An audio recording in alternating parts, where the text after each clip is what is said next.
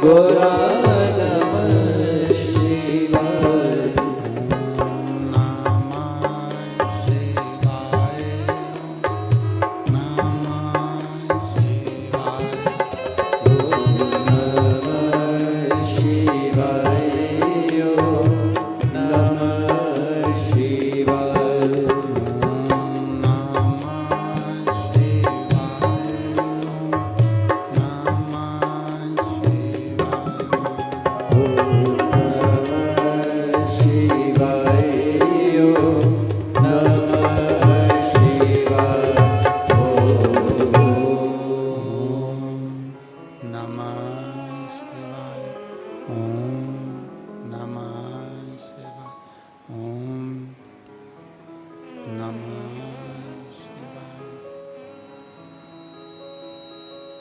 बोले विश्वनाथ भगवान की, महाकालेश्वर भगवान की, ओमकारेश्वर भगवान की, बेलकेश्वर महादेव की, ओघड़नाथ भगवान की, कुबरेश्वर महादेव की। हर हर महादेव, हर हर महादेव, हर हर महादेव। हर काशी विश्वनाथ ओगड़दानी त्रिकालदर्शी कैलाशी अविनाशी भगवान शिव, जिनकी पुनीत पावन शिव महापुराण की कथा संपूर्ण विश्व के कल्याण हेतु बाबा देवाधिदेव महादेव की कृपा से, उनकी करुणा, उनकी उदारता से आप और हम सभी वीरों की भूमि, क्रांतिकारियों की भूमि, बेलकेश्वर महादेव की भूमि, ओघड़नाथ की भूमि, माँ जगज्जननी जगदम्बा अम्बा दुर्गा भवानी की भूमि मेरठ से इस कथा का लाभ ले रहे हैं। आज कथा का चतुर्थ दिवस है। कथा मंडप में विराजमान सभी संत, साधु, गुरुजन, तपस्वी जन, साधक, उपासक, ब्राह्मण जन एवं कथा के मुख्य आयोजक श्री केदारेश्वर सेवा समिति मेरठ,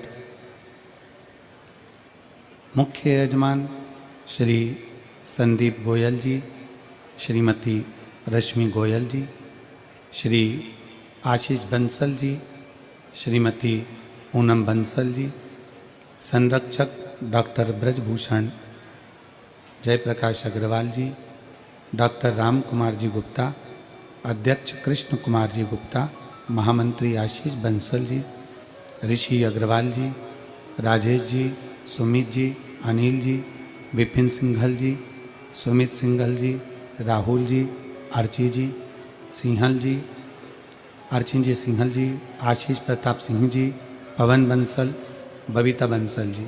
एक बार सभी यजमान परिवार के लिए जोरदार ताली बजाकर स्वागत, वंदन, अभिनंदन। जिन्होंने इस पवित्र पावन शिव महापुराण की कथा का दिव्य और भव्य आयोजन कराकर आप और हमको कृतार्थ किया है। चतुर्थ दिवस की कथा है।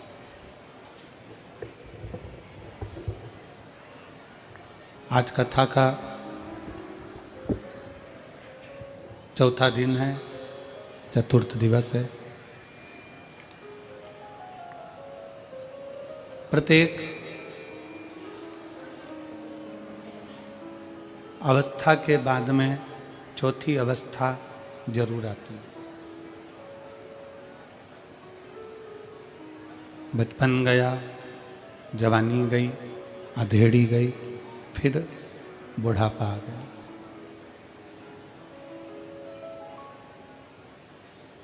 ऐसा कोई संसार में जन्मा नहीं है जिसका बचपन जाते जाने के बाद में फिर जवानी और जवानी के बाद अधेड़ी और अधेड़ी के बाद बुढ़ापा नहीं आया।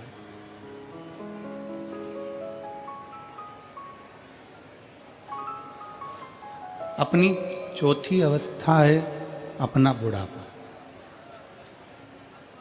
और शिव महापुराण की कथा कहती है बचपन गया जाने दो, जवानी गई जाने दो, अधेड़ी गई जाने दो, पर अपना बुढ़ापा मत बिगड़ने दो।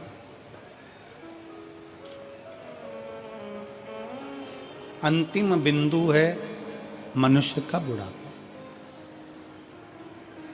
ठीक है, बचपन जो निकल गया जैसे जैसे निकला वो अपने ऊपर।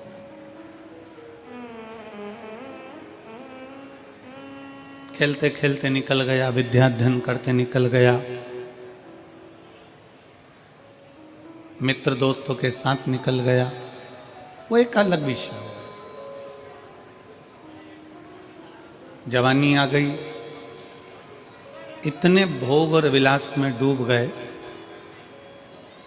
कि हम कहाँ हमारा बचपन गया और आगे क्या होना है उसका स्मरण नहीं हो पाया।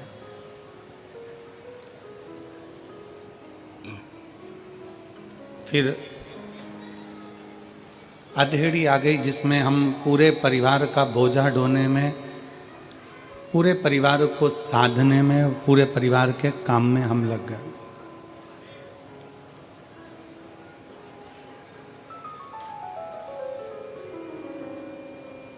एक मनुष्य, मानव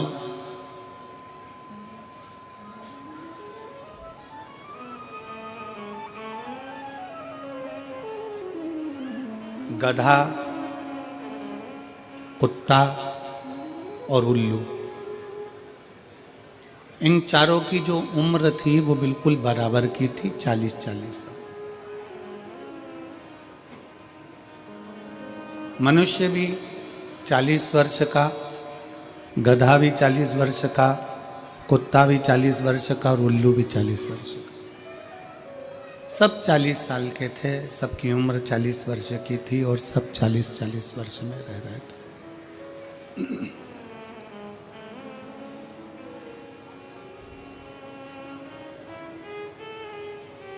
एक दिन गधे के मन में थोड़ा सा दुख हुआ और गधे के मन में दुख इस बात का हुआ कि मैं 40 वर्ष तक लोगों का बोझा ढोऊं, 40 वर्ष तक दुनिया के भार को मैं ढोता रहूं, मेरी उम्र थोड़ी सी कम हो जाना चाहिए, मुझे कम उम्र चाहिए, मुझे इतनी उम्र चाहिए ही। गधा भगवान के पास में गया और गधा भगवान से विनय करा कि भगवान भोले बाबा, हे मेरे शंकर, हे त्रिकालदर्शी, कैलाशी, विनाशी, कुछ कृपा करो और मेरी उम्र आधी कर दो। तो भगवान ने भी कहा ठीक है, गधा बेचारा इतना परेशान है, लोगों का भजन ढोता है, बोझा ढोता है, इसकी उम्र आज से 20 साल कर दी जाती है। मनुष्य को बेचैनी होने लगी और मनुष्य तुरंत भगवान के पास पहुंचा कि भगवान, तुमने मुझे 40 वर्ष की उम्र दी है और 40 वर्ष की उम्र में मैं क्या करूंगा? 40 साल में तो एक ना एक दिन बस निकल जाएंगे ऐसे ही दिन और मैं मर जाऊंगा। मैंने इतना सारा कमाया, इतना सारा मैंने बनाया, इसका भोग कब करूंगा? भगवान ने पूछा तो तुझे क्या चाहिए? मनुष्य ने कहा कि जो गधे के 20 साल तुम्हारे पास में बचे हैं उसके आधे हो गए, 20 वर्ष जो गधे के बचे हैं वो मुझे दे दो। भगवान ने कहा गधे की उम्र लेकर तू क्या करेगा? नहीं, मुझे तो चलेगी, तुम तो दे दो। 40 साल का मनुष्य था, 20 साल भगवान ने गधे के दे दिए। कितने साल का मनुष्य हो गया? 60 साल। थोड़ी देर बाद कुत्ता आया और कुत्ते ने भगवान भोलेनाथ जी से कहा, बाबा मेरी 40 साल की उम्र, दरवाजे पर भोंकता रहूं, झूठन चाटता रहूं, चिल्लाता रहूं, दुम हिलाता रहूं, दरवाजे के बाहर पड़ा रहूं, मेरी उम्र कम कर दो। भगवान ने कहा कितनी कम कर दूं? बस आधी कर दो। भगवान ने उसकी उम्र 20 साल कर दी। कुत्ता 20 साल का हो गया। मनुष्य फिर आ गया, बाबा 60 में मेरा क्या होगा? भगवान ने कहा तो फिर क्या करूं? जो कुत्ते की बची है वो भी मुझे दे दो। ठीक है, ले जा। 20 साल कुत्ते की भी मनुष्य को दे दी। मनुष्य कितने का हो गया? जम के बोलो, जम के जरा, 80 का। थोड़ी देर बाद उल्लू आ गया। उल्लू ने भगवान से कहा, बाबा मैं 40 साल का और मेरी जिंदगी पेड़ों पर टंगे टंगे रात भर जगते जगते निकल जाए, ऐसी उम्र का मैं क्या करूंगा? मुझे सोने को ही नहीं मिले, रात रात भर जगता रहूं, चौकीदारी करता रहूं, ऐसी उम्र का मैं क्या करूंगा? मेरी उम्र आधी कर दो।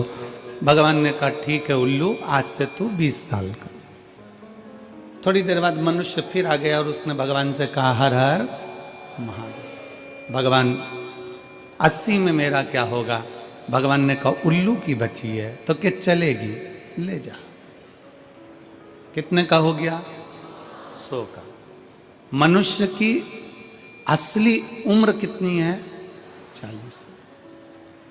40 साल वो जितना एंजॉय करता है, 40 साल में वो जितना विद्या अध्ययन करता है, 40 साल में वो जितना अच्छा दिखता है, 40 साल में जो वो उन्नति की सीढ़ी पर चढ़ता है, 40 साल में जो खाता है वो पच जाता है, 40 साल में कैसे भी वस्त्र धारण कर ले तो भी सुंदर नजर आता है। 40 साल की मनुष्य की जो उम्र है वो श्रेष्ठ उम्र।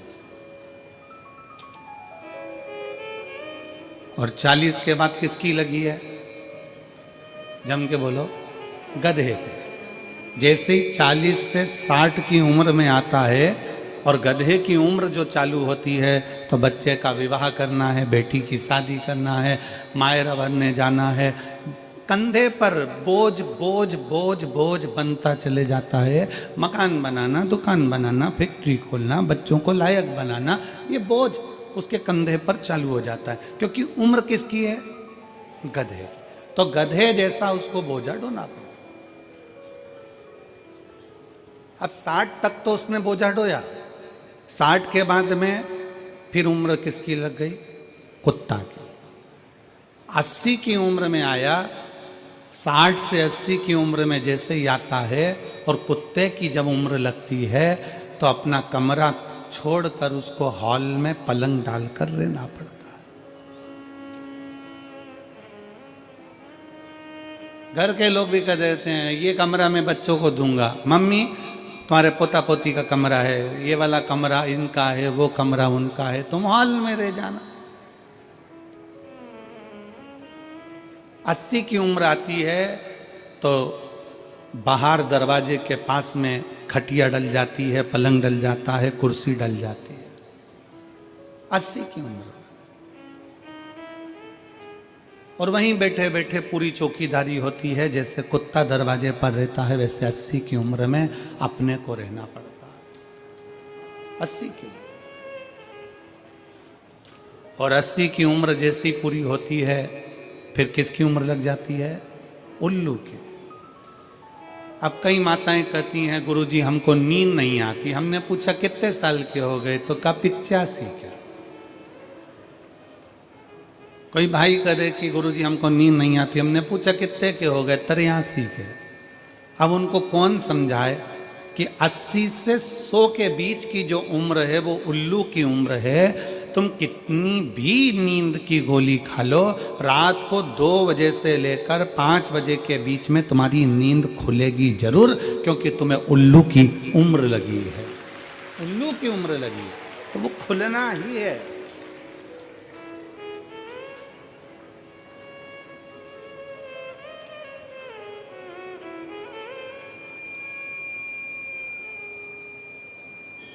चालीस के बाद की जो जिंदगी है, 60 तक का जो जीवन है, हम दूसरों से मांग कर जी रहे हैं। अर्थात ये हमारी उम्र नहीं है। हमारी तो जो 40 साल की उम्र थी, बचपन, जवानी, अधेड़ी जो हमने निकाला, 40 तक की जो उम्र थी, खूब खाया, खूब आनंद में पचा, खूब शरीर स्वस्थ रहा, खूब आनंद की जिंदगी जी, खूब घूमने के लिए यहाँ वहाँ पूरे परिवार के साथ खूब हिमाचल उत्तरांचल ना जाने कहाँ कहाँ चले जाते थे। धीरे धीरे धीरे धीरे धीरे उम्र घटती बढ़ती चली गई और उम्र बढ़ती चली गई। अब विचार मन में आया कि अब मैं 40 का उम्र का हो गया। फिर धीरे धीरे विचार करा, बच्चे बड़े हो गए। पहले जब बच्चे नहीं थे, जब छोटी उम्र थी तो मायके भी खूब चली जाती थी। मेरी दीदियाँ आए दिन मायके जाती थी। अब बच्चे घर में जन्म ले लिए, बच्चे बड़े होने लगे तो बेटियों ने मायके जाना छोड़ दिया, क्योंकि इनकी पढ़ाई में लग गई, बोझा सिर पर आ गया। उनका एजुकेशन कराना जरूरी है।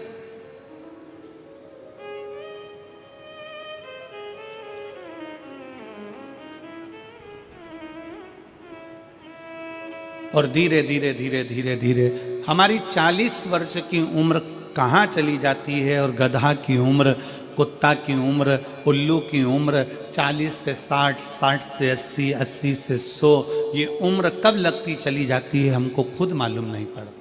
मालूम कब पड़ता है? जब वजन आता है, मस्तक पर बोझ आता है। जब एकदम घर की छोटी छोटी बहुएं, छोटी छोटी बेटियां जिनके अभी बच्चे भी नहीं हुए ना, जब तक तो वो जिंदगी अच्छी जी रही हैं, जैसे ही बच्चे जन्म ले लेते हैं और बोझा उसके ऊपर जब पड़ने लगता है 40 तक की उम्र के अंदर, जब उसके ऊपर भार बढ़ने लगता है तो फिर उसको चिड़चिड़ होने लगती है, बहुत अंदर से खचोटने लगता है।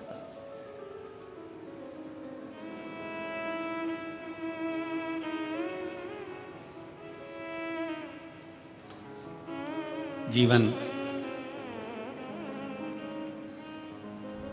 शिव जी की कथा कहती है, भगवान शंकर की कथा कहती है, आप चाहे 40 के हो जाओ, आप चाहे 60 के हो जाओ, आप चाहे 80 के हो जाओ, आप चाहे 100 के हो जाओ,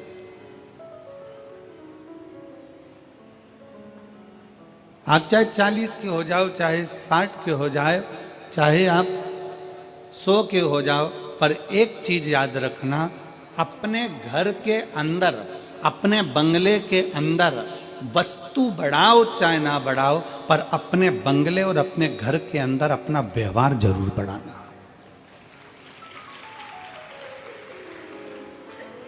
सोफा कम है ना, चलेगा। बर्तन कम है ना, चलेंगे। अलमारी में साड़ी कम है ना, चलेगी। जेवर कम है ना, चलेगा। चप्पल जूते कम है ना, चलेंगे। पलंग कम है, चलेगा। गादी तकिया कम है, चलेगा। बहुत सारा दिखावे का सामान नहीं है, चलेगा। घर में वस्तु कम होगी ना, चल जाएगा, पर घर में एक दूसरे के प्रति व्यवहार कम मत होने देना। अगर व्यवहार कम हो गया तो वो वस्तु किसी काम की। हमारा अपना व्यवहार क्या?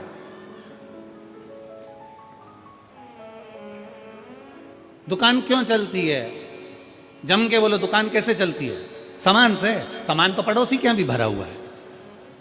अरे बोलो जम के। फ्रिज पड़ोसी के यहाँ भी है, फ्रिज तुम्हारी दुकान में भी है। कपड़े पड़ोसी के यहाँ भी है, कपड़े तुम्हारी दुकान में, उसी कंपनी का, उसी वैरायटी का उसके पास भी है और तुम्हारे पास भी है।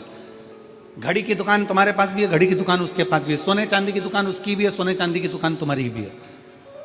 बर्तन की दुकान उसकी भी है, बर्तन की दुकान तुम्हारी है। कपड़े की दुकान उसकी भी है, कपड़े की दुकान तुम्हारी भी है। चश्मे की दुकान उसकी भी है, चश्मे की दुकान तुम्हारी भी है। पार्लर उसका भी है, पार्लर तुम्हारा भी है। किस चीज से चल रहा है? वस्तु से। सामान तो उसके पास भी है।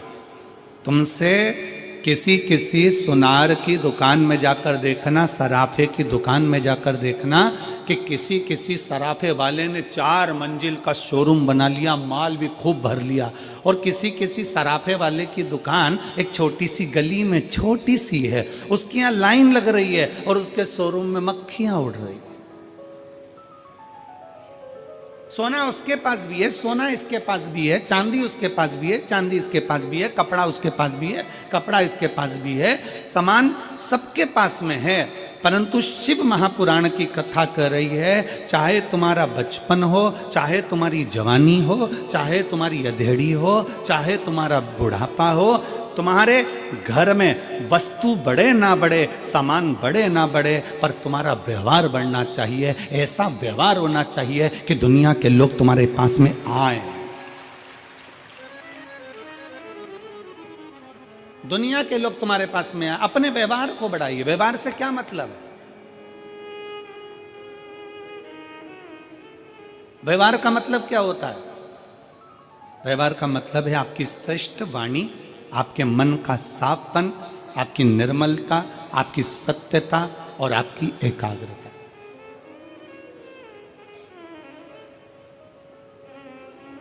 वस्तु बनाने से घर में सुख नहीं है कि हम वर्णन करें।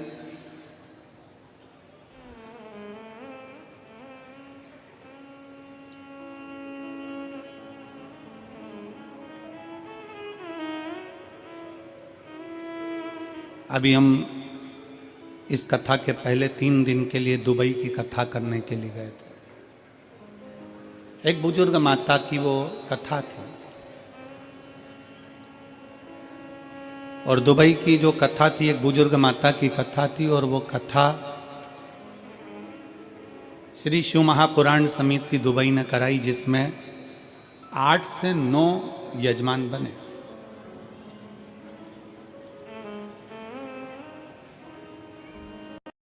अब वो बुजुर्ग माता का इतना हो सकता है, इतना उसके पास में ना हो, पर दिल का भाव बड़ा था।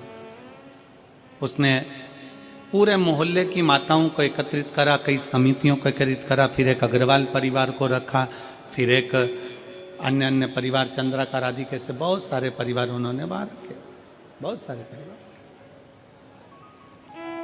और सबसे कहा मेरे पास में इतना नहीं, ये थोड़ा सा है जो आप ले लो और मेरे को शिव पुराण की कथा कर।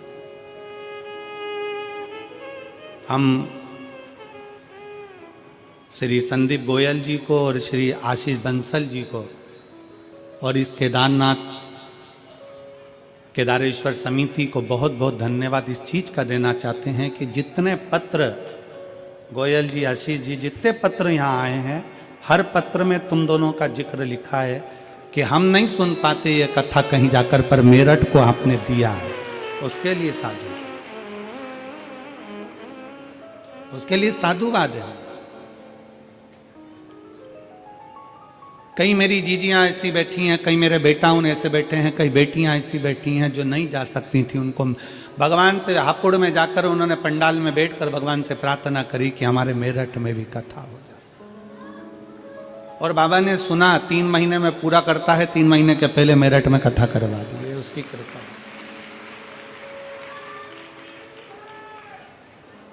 ये उसकी उदारता, ये उसकी कृपा, ये उसकी करुणा है। और गोयल जी, बंसल जी आपको इस चीज के लिए साधुवाद देते हैं कि धन तो दुनिया के पास में ढेरों की मात्रा में होता है, पर उसका धन सतमार्ग में नहीं लग पाता। आज आपको इस चीज की बधाई है कि आपने अपने धन का सदुपयोग करा और इतने जनमानस के चेहरे पर प्रसन्नता लाता है। केदारेश्वर समिति, इसके अध्यक्ष, इसके उपाध्यक्ष, इसके सचिव, महामंत्री, इसके जितने भी पदाधिकारी गण हैं, उनको बहुत साधुवाद।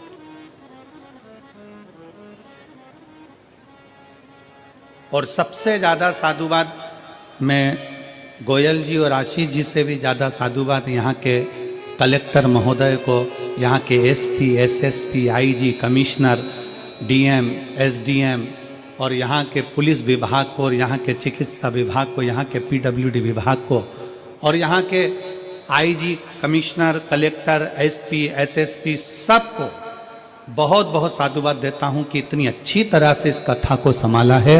लाखों की भीड़ में इस कथा को जो आप लोगों ने संभाल कर रखा, उसकी साधुता, आपको बहुत बहुत साधुता। लाखों की भीड़, पंडालों में जगह नहीं है और लोग पंडालों के बाहर बैठे हुए हैं पंडाल पर। उस कथा को यहाँ का पुलिस प्रशासन, यहाँ का पूरा एक एक कांस्टेबल हो, पुलिस विभाग हो, यहाँ के collector, SP, SSP, IG, DIG, यहाँ के तहसीलदार आदि जितने भी हैं, सारा प्रशासन मुस्तैदी से संभालो, उसको संभालो। और एक बार आप सबसे निवेदन है, पूरे प्रशासन के लिए, उत्तर प्रदेश मेरठ सरकार के लिए जोरदार ताली बजाकर स्वागत वंदन अभिनंदन, जिन्होंने इस कथा को बहुत अच्छे तरीके से समझा, बहुत अच्छे तरह से। और तेरी कृपा बिना ना हिले एक भी अणु, लेते हैं श्वास तेरी कृपा से तनो तनो। बखान क्या करूं मैं राखों के ढेर का, चपटी बबूत में खजाना कुबेर का। हे गंगाधार मुक्ति द्वार ओमकार तू, भोले ओमकार तू। आयो शरण तिहारी शंभु तार तार तू। बखान क्या करूं मैं राखों के ढेर का, चपटी बबूत में खजाना कुबेर का। हे गंगाधार मुक्ति द्वार ओमकार तू, भोले ओमकार तू।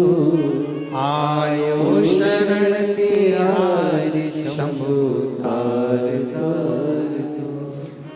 आप कितनी अवस्था के हैं, आपका क्या चल रहा है? 40 के हैं, 30 के हैं, 25 के हैं, 20 के हैं, 50 के हैं, 60 के हैं, 70 के हैं, 80 के हैं, जो भी आपकी अवस्था चल रही है, जो आपकी अवस्था चल रही है, आपकी अवस्था में व्यवहार की बहुत जरूरत है। आज के समय में एक बात बहुत अच्छे से धारण कर कर रखना कि घर में सारा सब कुछ है। बोलो री जी जी हाँ सही बात है। तुम्हारे घर में भोजन की कमी तो नहीं है ना? जम के बोलो जरा। नहीं। तुम्हारे घर में कहीं रहने की कमी तो नहीं है ना? नहीं। तुम्हारे घर में पानी पीने की भी कमी तो नहीं है ना? सारा सुख है तुम्हारे घर में, ओढ़ने का, बिछाने का, रहने का, एसी, कूलर, पंखा, सारा सुख अपने घर में है। अच्छे मकान में रह रहे हैं, बाबा की कृपा से अच्छा भोजन कर रहे हैं, सारा सुख है। परिवार भी अच्छा है, पति भी अच्छा है, पत्नी भी अच्छी है, बहू भी अच्छी है, बेटा भी अच्छा है, पोता पोती भी अच्छे हैं, नाती पंती भी अच्छे हैं, सास ससुर भी अच्छे हैं, और मायके में माता पिता सब अच्छे हैं, मेरे भाई मेरे बंधु सब अच्छे हैं, सब अच्छे हैं। बस घर में कोई कमी नहीं है, घर में किसी वस्तु की कमी नहीं है, घर में कोई सामान की कमी नहीं है, पर घरों में एक चीज की कमी हो गई, आपस के व्यवहार की कमी हो गई। हमारा आपस का व्यवहार ठीक नहीं हो पाया।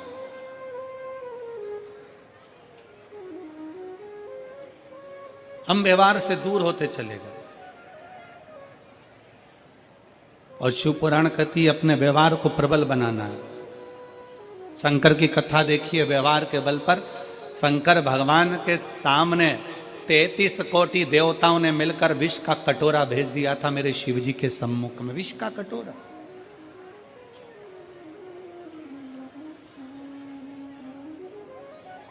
मेरे बाबा के सामने एक विष का कटोरा आ गया, शंकर जी के सम्मुख में विष का कटोरा।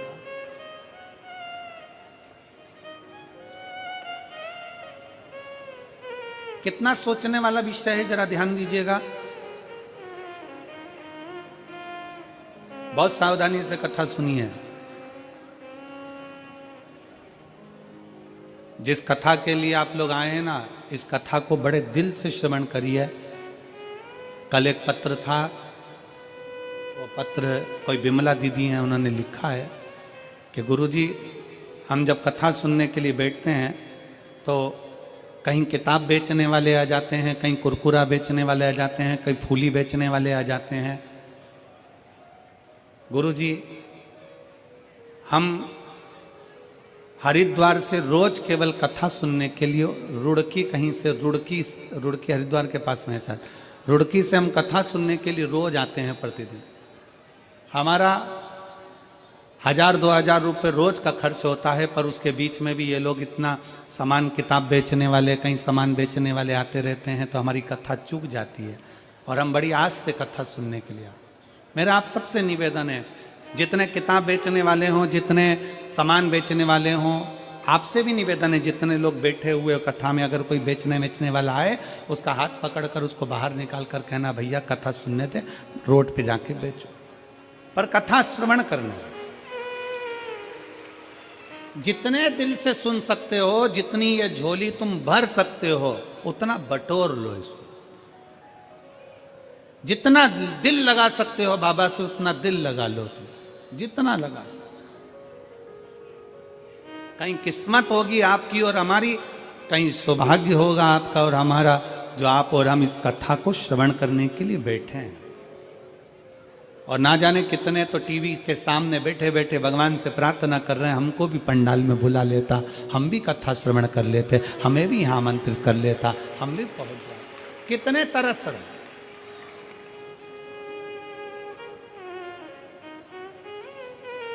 आपके घर में वस्तु की कमी नहीं, व्यवहार की कमी होती जा रही है।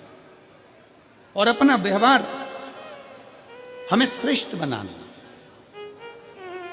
शंकर जी की कथा कहती है, शिव जी के सामने 33 कोटि देवताओं ने मिलकर विष का कटोरा लाकर रख दिया। विष का कटोरा भगवान शंकर के हाथ में दे दिया, ये विष है, ये विष।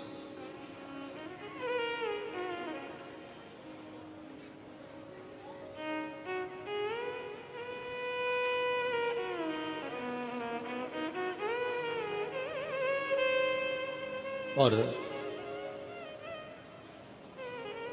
सबसे पहले जब विष शंकर जी के पास में आया तो पास में नंदी बैठे हुए थे।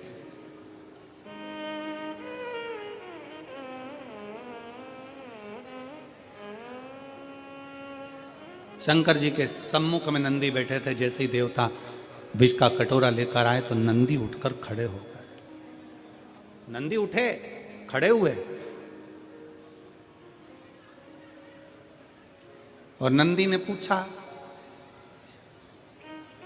ये क्या है इसमें, इस पात्र में क्या है, इस पात्र में है क्या? आप सबको मालूम होगा, आप सबके स्मरण में होगा कि शंकर भगवान को जब धतूरा चढ़ाया जाता है, धतूरा देखा है आप लोगों ने? जम के बोलो जरा, देखा है? तो कांटे कांटे होते हैं। शंकर भगवान को जब भी धतूरा चढ़ाया जाता है, शिव जी को जब भी धतूरा दिया जाता है, तो धतूरा चढ़ाते समय नंदीकेश्वर शिव का नाम लिया जाता है। बेलपत्री आप चढ़ा रहे हैं, आप जो भी जप करें, स्मरण करें, वो आपके ऊपर है। आप चावल चढ़ा रहे हैं, वो आपके ऊपर निर्भर है। फूल चढ़ा रहे हैं, वो आपके ऊपर निर्भर है। पर जब हम भगवान शंकर का अभिषेक कर रहे हैं, पूजन कर रहे हैं, शिव मंदिर में जा रहे हैं, आपको कहीं से एक धतूरा मिल गया, कोई कामना है आपकी, धतूरा भी कई बार कामनाओं से चढ़ाया जाता है। तो धतूरा जब हम चढ़ा रहे हैं, शंकर को समर्पित कर रहे हैं, तो नंदीकेश भगवान का नाम लेकर, नंदीकेश्वर शिव का नाम लेकर चढ़ाए, मतलब नंदी की आज्ञा लेकर कि हम ये धतूरा शंकर भगवान को दे रहे हैं। और हमारा विश्वास कहता है कि नंदी, हमारी जो दुख है, हमारी जो समस्या है, हमारी जो तकलीफ है, जब मैं धतूरा बाबा को चढ़ाऊंगी, नंदी तेरे से आज्ञा लेकर चढ़ा रही हूं, जिससे ये धतूरा मैं जब शंकर को चढ़ाऊंगी तो नंदी मेरे दुख को मिटाने के लिए तो भोले बाबा को अपनी पीठ पर बिठाकर मेरे दरवाजे तक लेकर आएगा, इसलिए तेरी साक्षी में चढ़ा रही हूं। ये धतूरा मैं तेरी साक्षी में चढ़ा रही हूं, ये धतूरा मैं तेरी साक्षी में दे रही हूं।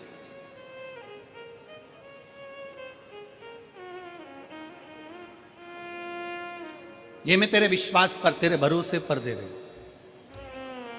एक पत्र है,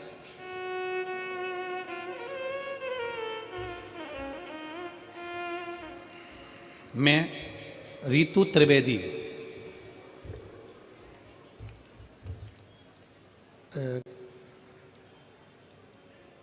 नाम आप लोग पढ़ के बता देना क्या लिखा है, तो हम बोल देंगे, ठीक है?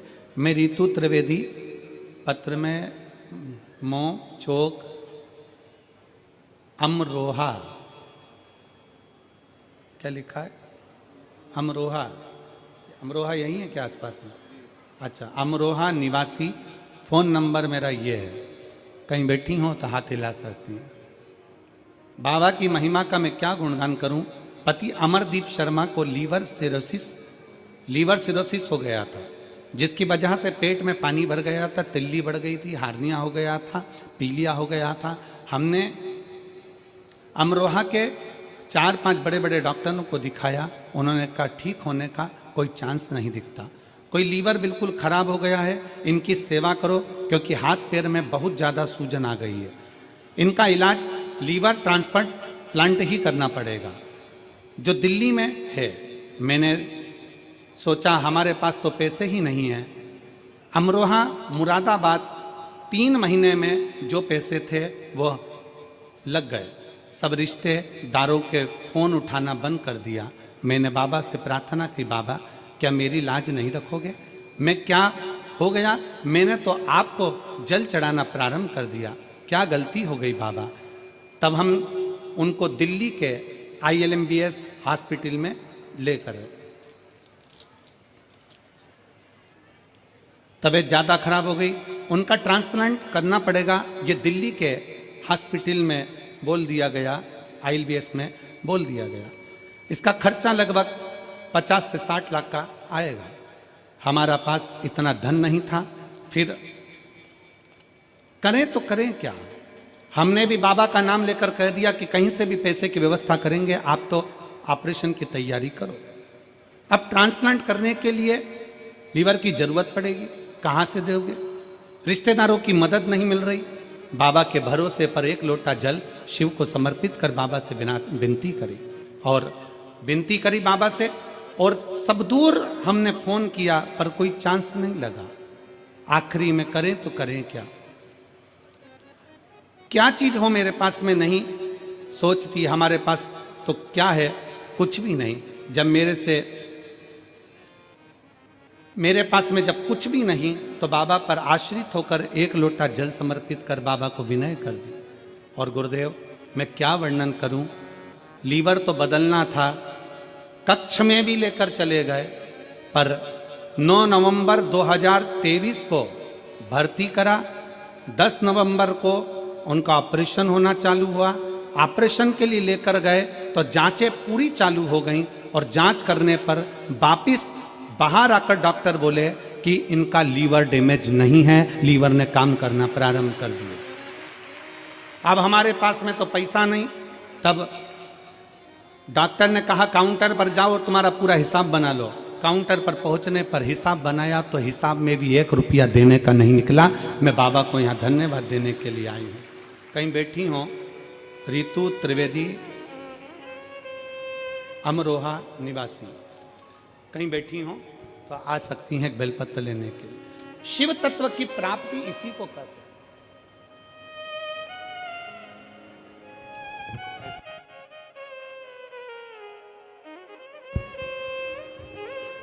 शिव तत्व की प्राप्ति इसी को कहते हैं। भगवान शंकर की उदारता इसी को कहते हैं। शिव जी के पास में, भगवान शंकर के पास में विष का कटोरा पहुंचा। विष का कटोरा,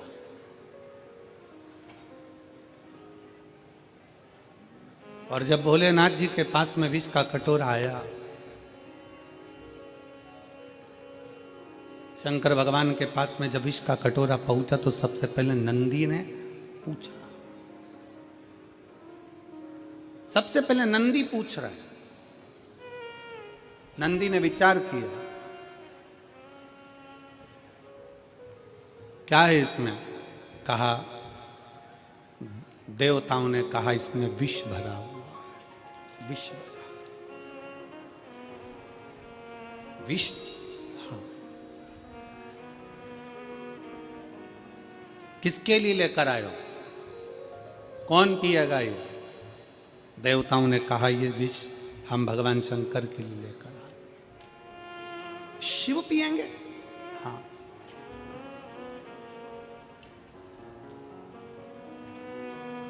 नंदी की आंख में से आंसू बहने लगे। जैसे ही आंख में से आंसू बहे वहीं पर भृंगी खड़ा था और भृंगी ने पूछा कि ये आज नंदी तुम रो रहे हो, तुम्हारी आंख में आंसू भरे हुए? नंदी किस लिए? नंदी कहते हैं आज भोले बाबा के लिए। दुनिया के लोग, कोई बेलपत्र लाता है, कोई जल लाता है, कोई दूध लाता है, कोई सामग्री लाता है, पर आज मेरे भोले बाबा के लिए विष आया।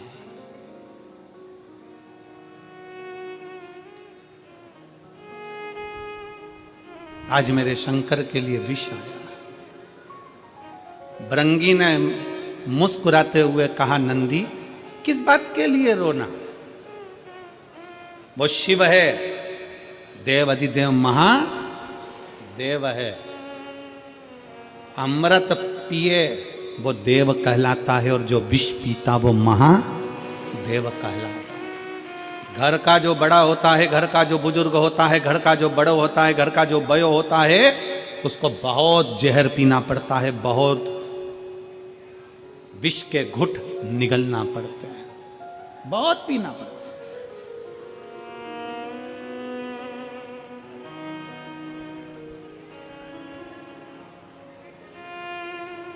दुख झेलना पड़ता है। घर का बड़ा जो होता है ना, घर का जो बुजुर्ग होता है, मेरा सभी माताओं से निवेदन है, मेरे घर के बुजुर्गों से निवेदन है, मेरे सम्मुख में बैठे हुए माता पिताओं से निवेदन है कि एक बात अपने भीतर उतार लो।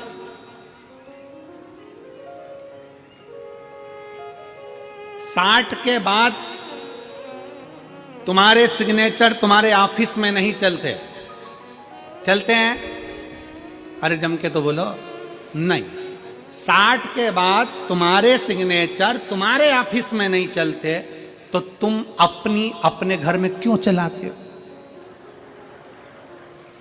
60 के बाद अपने भीतर एक बात अंदर उतार के रखो कि 60 के बाद मुझे ऐसे रहना है जैसे अपने घर में एक बच्चा रहता है, सबसे व्यवहार बनाकर, सबसे प्रेम रखकर, किसी को टोकना नहीं है, किसी को अपशब्द कहना नहीं है, किसी को ताने देना नहीं है। अपनी चिड़चिड़ प्रवृत्ति, अपने भीतर का क्रोध, अपने भीतर का चिड़चिड़पन मुझे आज कथा के पंडाल में छोड़ देना है, और घर जाऊंगी तो ऐसी जाऊंगी जैसे निर्मल हृदय से जाते हैं।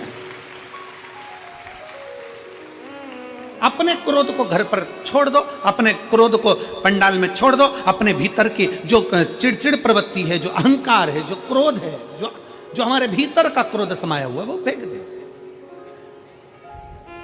और हम क्या करते हैं?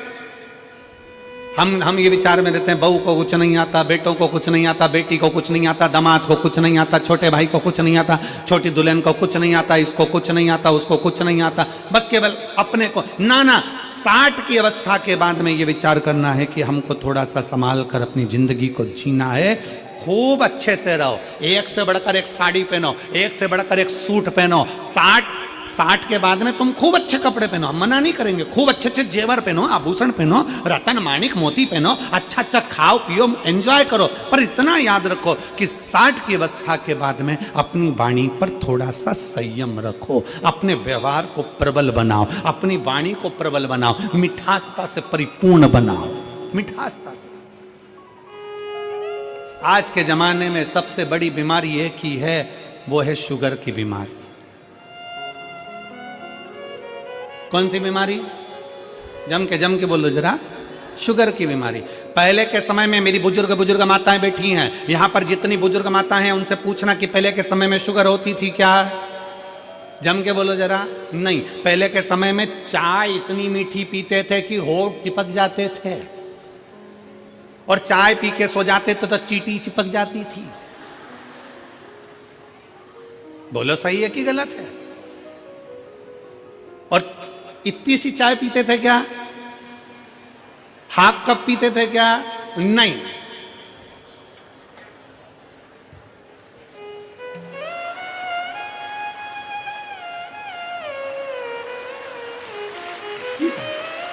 इतनी सी चाय से क्या होगा?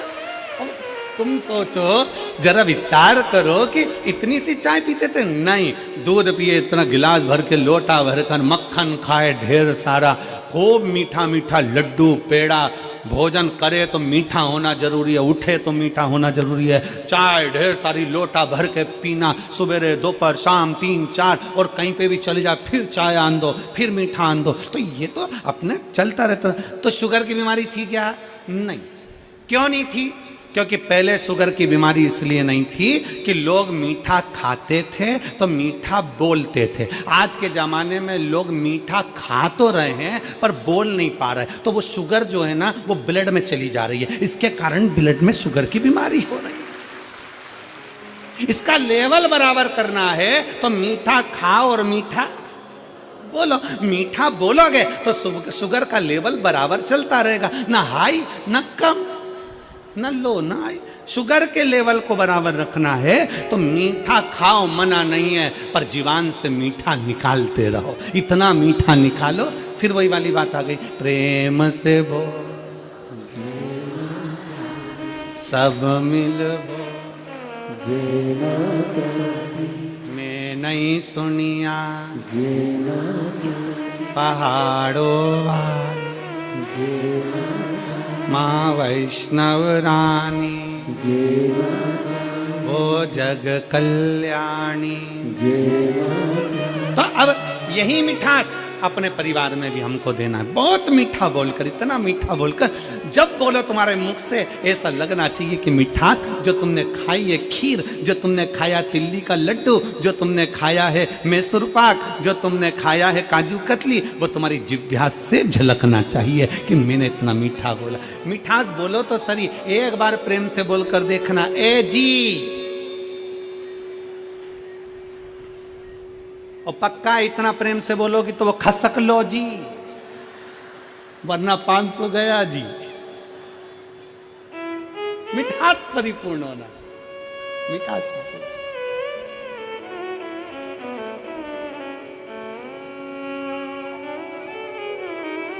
इस प्रेम की वाणी को बढ़ाना। नंदी और नंदी के मन में भाव आया, नंदी रो रहे हैं, रो रहे। भृंगी ने कहा क्यों रोना, घर का जो बड़ा है ना, घर का जो बुजुर्ग है ना, घर का जो बयो है ना, वो विष बहुत पीता है, बहुत पीता। आप बहुत बुढ़ापा आए ना तो बहुत अच्छी जिंदगी जियो, मना नहीं है, बस इतना जरूर याद रखो कि अपनी वाणी में, व्यवहारिकता में कमी मत। बहुत खुश होकर जियो। और मेरा बहुओं से निवेदन है, बेटियों से निवेदन है, आपकी भी व्यवहारिकता में और आपकी भी वाणी में कमी मत आने देना। क्यों? क्योंकि एक सीरियल पहले चला था, सास भी कभी बहू थी।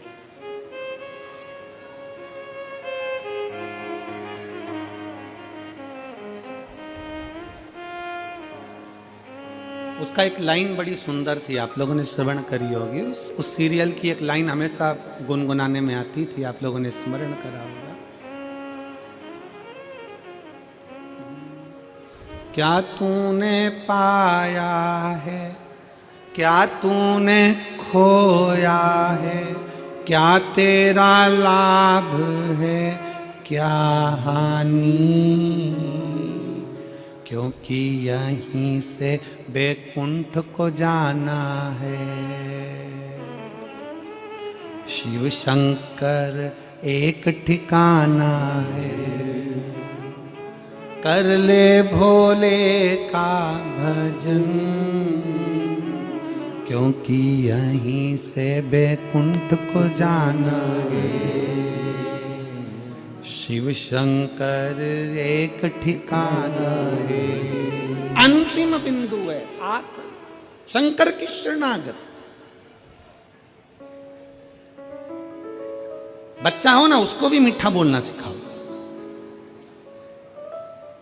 बड़ा हो तो वो भी मीठा बोलना सीखे, बुजुर्ग हो वो भी मीठा बोलना सीखे।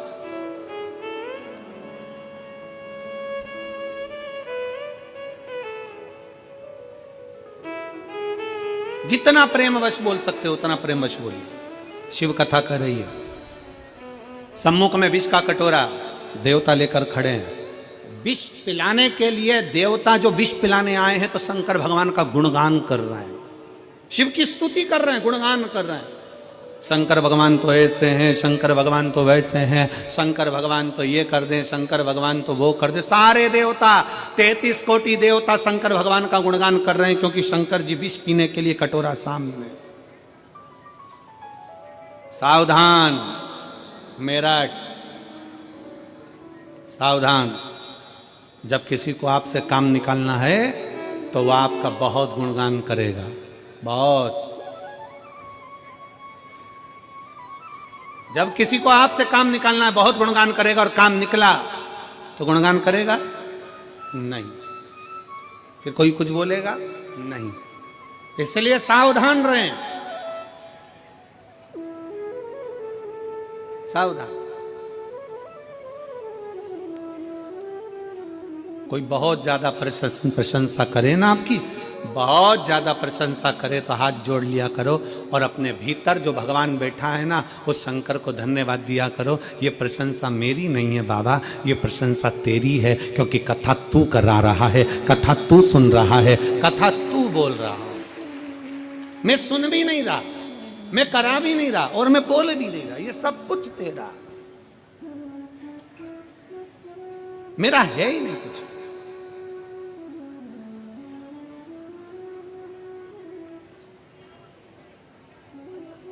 शिव जी की प्रशंसा हो रही थी, बहुत प्रशंसा, बहुत प्रशंसा। भगवान शंकर नेत्र बंद करके बैठे हुए थे, मां पार्वती मैया का आगमन हुआ।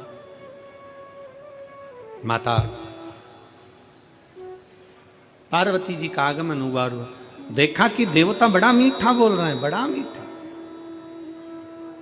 और बोलो मीठा, मीठा बोलने के लिए तो हमारा शास्त्र भी कहता है कि जितना बन सकता है उतना मीठा बोलिए, जितना प्रेम से बोल सकते हो उतना प्रेम से बोलिए, हमारा शास्त्र भी वर्णन करता है।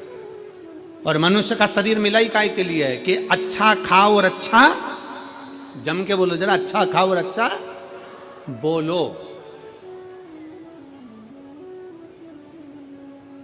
वो एक बचपन में हम हमारे बच्चे लोगों को पढ़ाते थे, तो बचपन में एक पोयम चलती थी, मिट्टू मिट्टू तोता डाली ऊपर सोता, हरी मिर्ची खाता। इधर चलती है कि नहीं चलती है? अरे बोलो तो जम के, चलती है? छोटे छोटे बच्चों को याद होगी। मिट्टू मिट्टू तोता डाली ऊपर सोता, हरी मिर्ची खाता, राम राम बोलता। कितना ज्ञान की पोयम है कि मिट्टू तोता कड़वी मिर्ची खाकर, तोता इतनी तीखी मिर्ची खाकर भी भगवान का नाम ले लेता है, तोता इतनी कड़वी मिर्ची खाकर, इतनी तीखी मिर्ची खाकर भी मीठा बोल लेता है, और इंसान इतना मीठा खाने के बाद भी 24 घंटे मुंह से इतनी गाली बोल लेता है।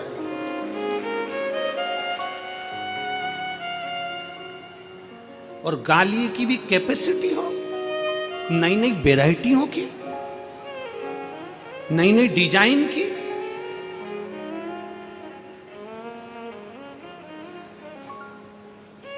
कितना सुंदर है। एक पक्षी भी हमको सीख दे रहा है कि पक्षी अगर कड़वी चीज खा रहा है, पक्षी अगर तीखी चीज खा रहा है तो भी मीठा बोल रहा है। तो ये तो हम मनुष्य हैं, हम मानव में ये विद्वत्ता होना चाहिए, हम मनुष्य में वो विद्वत्ता होना चाहिए, हम मानव में वो प्रेम और वो विद्वत्ता प्रबल होना चाहिए कि हम कितना मीठा बोले, हमारी मिठास क्या हो, हमारे शब्दों की वाणी का प्रभाव क्या हो। हम मीठी वाणी कैसे बोल सकते हैं, हमारे भीतर के शब्द कैसे होना चाहिए। अपनी शब्दों की मिठासता का स्मरण रखें। शंकर भगवान के सम्मुख में एक कटोरा विष का आ गया, विष का कटोरा। शिव जी के सम्मुख में एक विष का कटोरा आया, और शंकर भगवान की साक्षी में जब विष का कटोरा आया, सम्मुख में जब विष का कटोरा पहुंचा, शंकर भगवान प्रसन्न थे, पर मां जगत जननी जगदम्बा दुर्गा भवानी की आंखों में जल था। मां जगत जननी के नेत्रों में जल भरा हुआ था, मां जगदम्बा के नेत्रों में जल भरा हुआ था, मां की आंखों में जल। और माता की आंख में जब जल भरा हुआ था, नेत्रों में जब जल भरा हुआ था, फिर पूछा नंदी ने, मां, नंदी पूछ रहा, ए मां,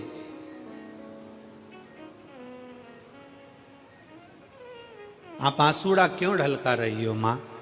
आपके नेत्रों में जल क्यों है? किस लिए?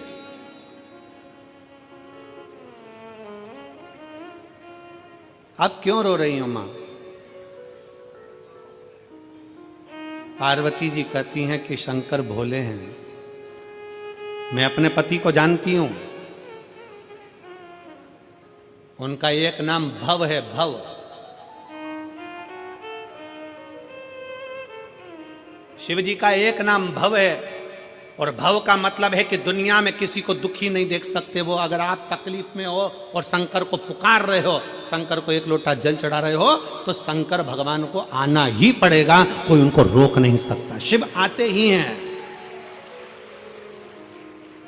एक पत्र है,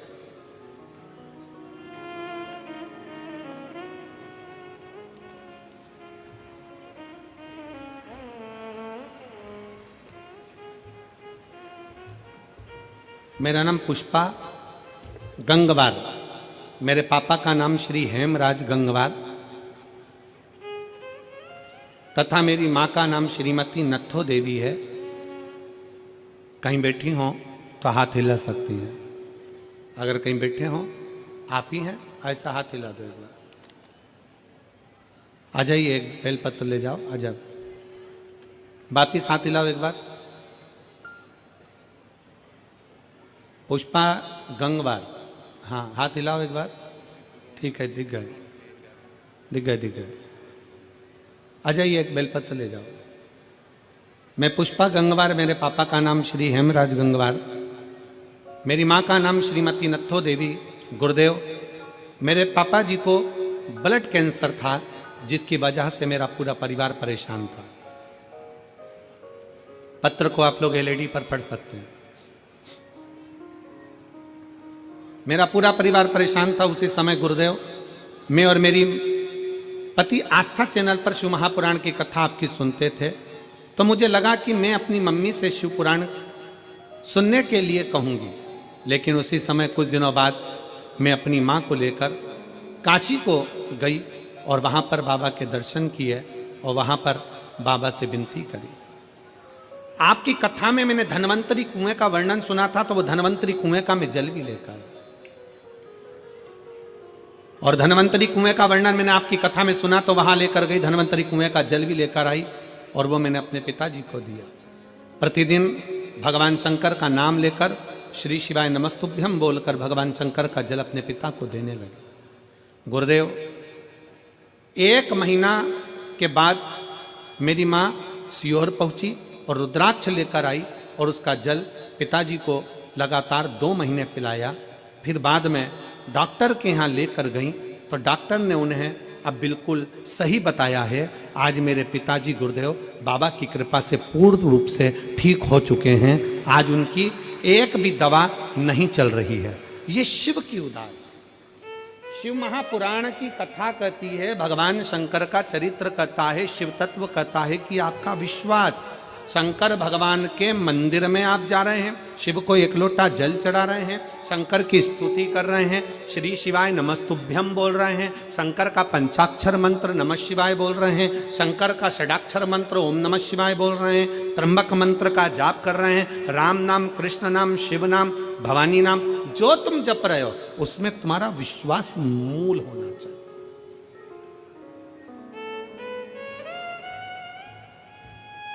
पार्वती जी को चिंता इस बात की लग गई, नैनों में जल भरकर।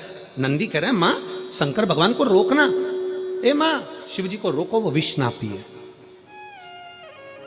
शिव जी को रोका जाए कि वो विष ना पिए। पार्वती जी कहती हैं, मैं जानती हूं मेरे प्रभु का नाम भव है, और भव साधारण नहीं, सबको सुखी देखने वाले, सबका दर्द खुद लेने वाले, सबका दुख स्वयं अपने ऊपर लेने वाले, सबकी तकलीफ, सबके रोग, सबकी बीमारी अपने ऊपर ले लेते हैं और उसको भव से तार देते हैं। ऐसे मेरे महादेव हैं। मैं जानती हूँ, मैं जानती हूँ, मैं पहचानती हूँ, मैं इसका स्मरण जानती हूँ कि वो साधारण नहीं हो सकते। ये मैं जानती हूँ कि शिव मानेंगे नहीं और देवताओं के हित के लिए वो विष पी जाएंगे, विष का पान करेंगे।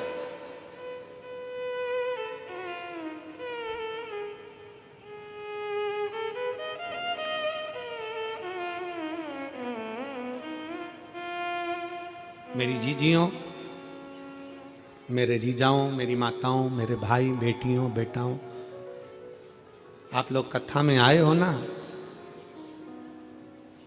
कितना किसका दुख है, किसकी कितनी तकलीफ है, आप खुद जानते हो। हमें मालूम नहीं है, हम कोई अंतर्यामी मंतर्यामी नहीं है, और ना तुम्हारा हम भूत जानते हैं, ना तुम्हारा हम वर्तमान जानते हैं, और ना हम तुम्हारा भविष्य जानते हैं। हमें हमारा ही नहीं मालूम तो हम तुम्हारा क्या खाक बताएं?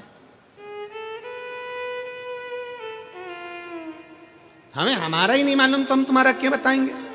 ना हम तुम्हारा वर्तमान बताएंगे, ना हम तुम्हारा भविष्य बताएंगे, ना हम तुम्हारा भूत बताएंगे, क्योंकि ये तीन काल है, भूत वर्तमान और भविष्य, और तीन काल का अधिपति मेरा शंकर है, इसलिए उसको महाकाल कहते हैं। इस तीन काल का अधिपति मेरा शंकर है, इसलिए त्रिकालदर्शी, तीन काल का दर्शी, तीन काल को जानने वाला, उसको महाकाल कहते हैं। हम आपका ना भूत जानते हैं, ना वर्तमान जानते हैं, ना भविष्य जानते हैं, इसलिए आपसे हाथ जोड़कर निवेदन है, हमारे चक्कर में मत पड़ना, पर इतना याद रखना, उस महाकाल के चक्कर में पड़ जाना, तीनों काल क्लियर हो जाएंगे।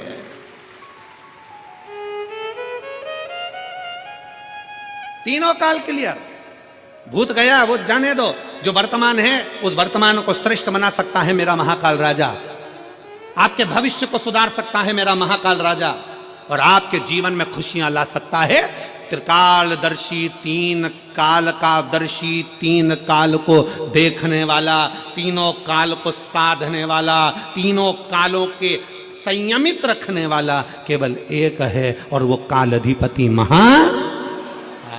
वो शंकर, वो उघड़दानी, वो त्रिकालदर्शी, वो कैलाशी, वो अविनाशी, वो शिव है, वो शंकर। आ जाओ।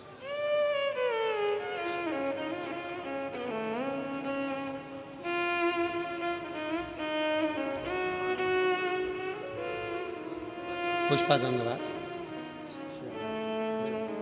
ये आपके पिताजी माँ है, लो माँ।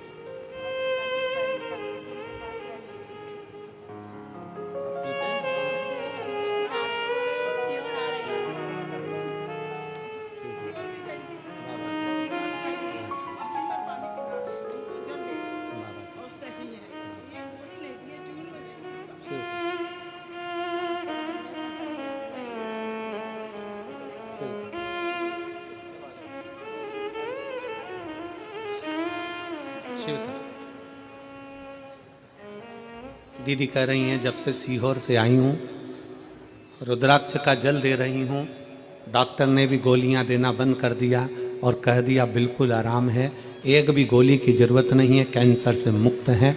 ये शिव तत्व है, ये शंकर। एक विश्वास, शंकर को भव कहा गया, शंकर को भव, शंकर को भव, इसीलिए आप लोगों को बारंबार स्मरण में लाते हैं कि शिव के सिवा कहीं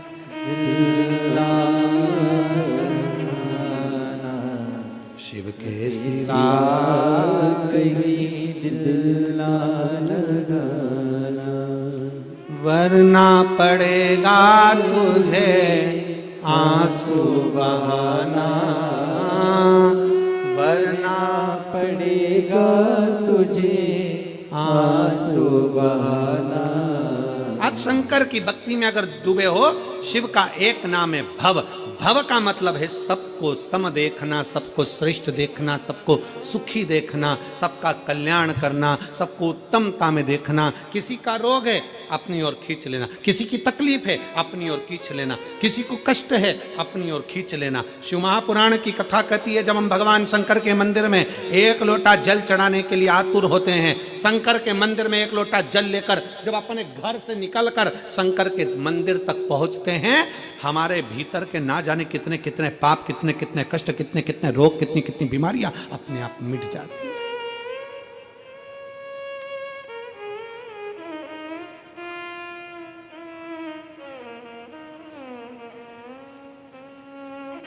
कितना सुंदर एक प्रसंग आता है,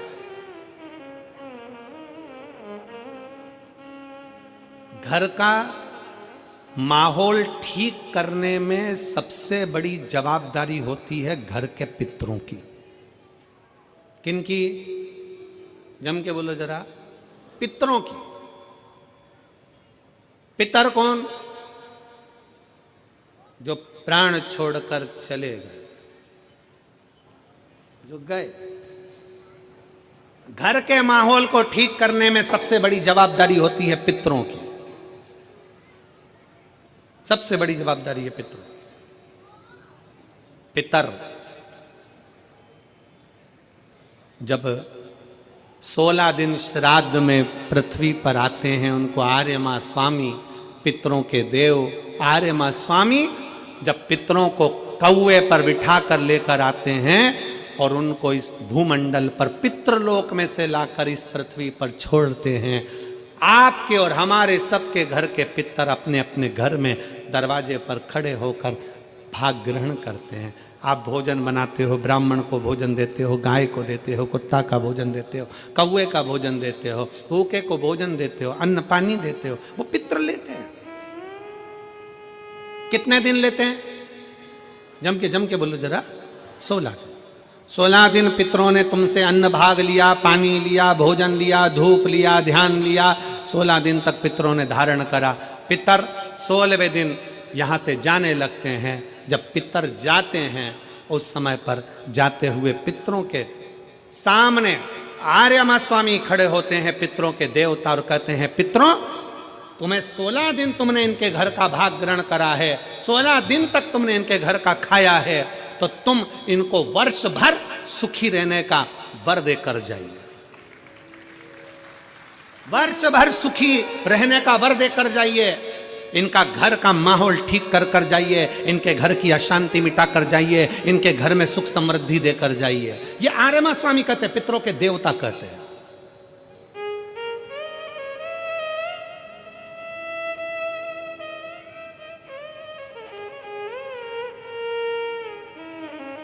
तब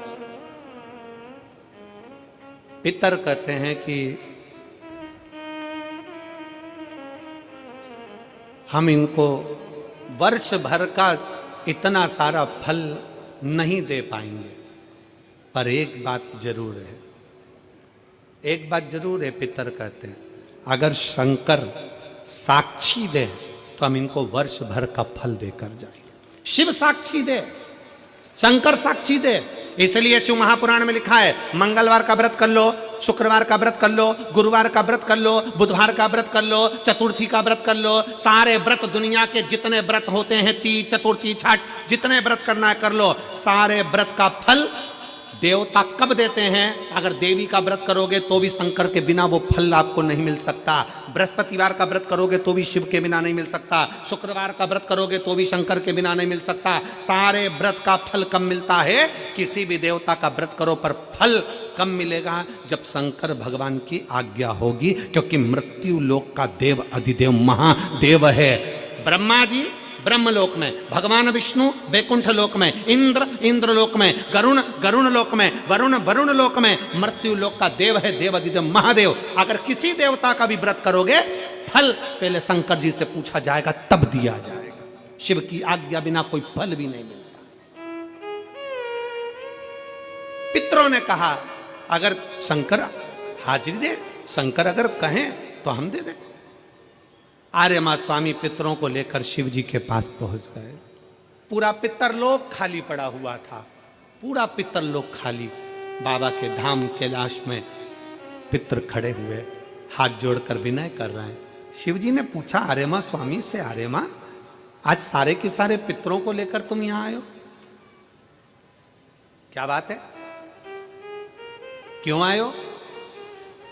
आर्य मां का कहना है, बाबा पितर अपने अपने घर के माहौल को सुधारना चाहते हैं, शांति देना चाहते हैं, लक्ष्मी देना चाहते हैं, समृद्धि देना चाहते हैं, वैभव देना चाहते हैं, वंश की वृद्धि करना चाहते हैं, पर आपके बिना ये संभव नहीं हो सकता। पितर क्या चाहते हैं?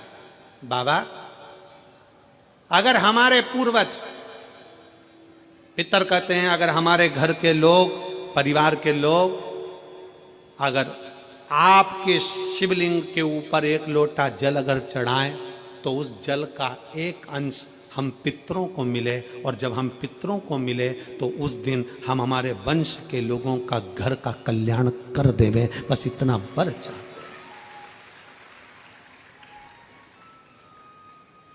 शिव महापुराण की कथा कहती है, शंकर भगवान को जब घर में से एक लोटा जल लेकर निकलते हो ना, जब शिव को एक लोटा जल चढ़ाते हो ना, उसका एक अंश पितरों को मिलता है। और जब घर में पितरों को अंश, एक लोटे जल में से थोड़ा सा अंश पितरों को भगवान शंकर देते हैं, तो घर के पितर तुम्हारे को वर प्रदान करते हैं, तुम्हारे घर में शांति का अनुभव होता है और वैभव और सुख और वंश की वृद्धि होती है। शिव के करीब में पितृ भी विराजमान। कई लोग मंदिर के अंदर, एक पत्र है, उस पत्र में बहन जी ने एक प्रश्न किया।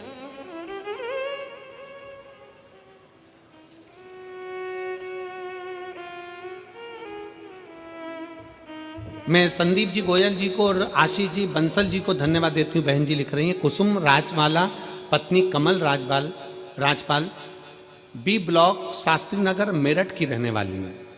तो उन्होंने लिखा है कि मैं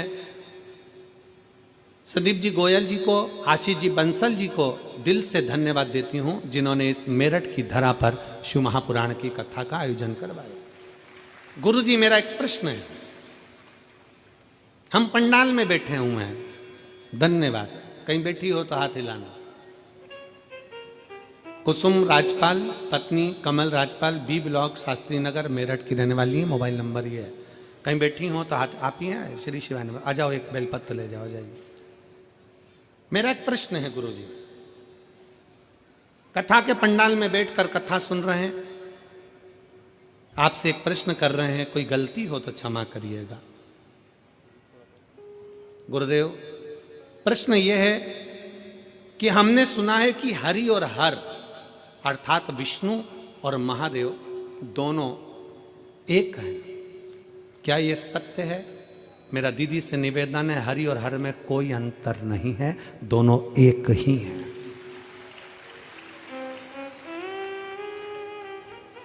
दोनों एक हैं। गुरुजी, क्या मैं हरि के लिए तुलसी की माला और हर के लिए रुद्राक्ष की माला पहन सकती हूँ? शिव महापुराण की कथा में हमने बहन पहले भी वर्णन किया कि तुलसी और रुद्राक्ष दोनों आप अपने गले में धारण कर सकते हो। शंकर हरि हर का रूप है, वो कृपा बरसाता ही है। कोई अगर आपसे कह दे कि रुद्राक्ष पहनने वाला तुलसी नहीं पहन सकता, कोई आपसे कह दे कि तुलसी पहनने वाला रुद्राक्ष नहीं पहन सकता, समझ लेना केवल आपको पागल बना रहा है।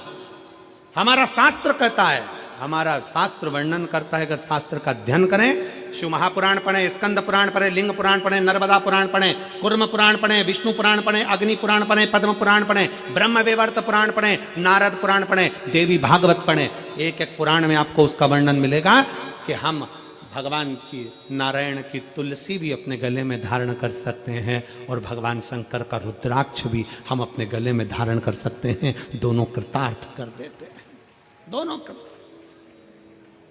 डबल इंजन की सर